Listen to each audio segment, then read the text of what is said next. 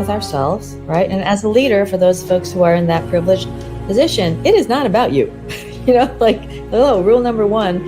And the ability to retain, I would say, the humility, which is, hey, you don't have all the answers. And remember, what got you here doesn't get you there. For the earlier part of one's career, the task, the job is imperative. You got to do the work.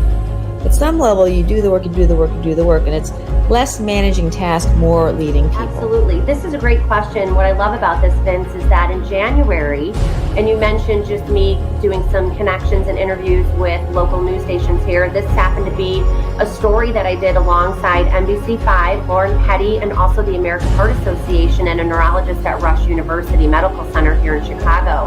And the American Heart Association released a study this past January that they are trying to hone in a little bit more in regards to research with women under the age of 35 having strokes. We're seeing this increase. And so we're trying to see, is it pregnancy? Is it hormonal? What is causing the increase in strokes in women under the age of 35? Great question, man. So I was raised in a two-parent household, upper middle class family.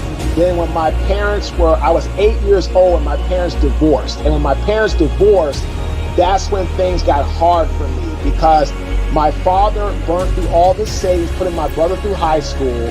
And then when I got to high school, he was pretty much tapped out, and it was scrounging. Like I remember, roaches in our cereal box and molded cheese in the refrigerator, and and not having any heat in the house, having to sleep in a burning furnace in the summer times. But you know what? I never left my father's side. I feel like I wouldn't stay with my grandmother, my mother, all that type of stuff. But my father was my best friend. So he was going through all his struggles. I never left his side.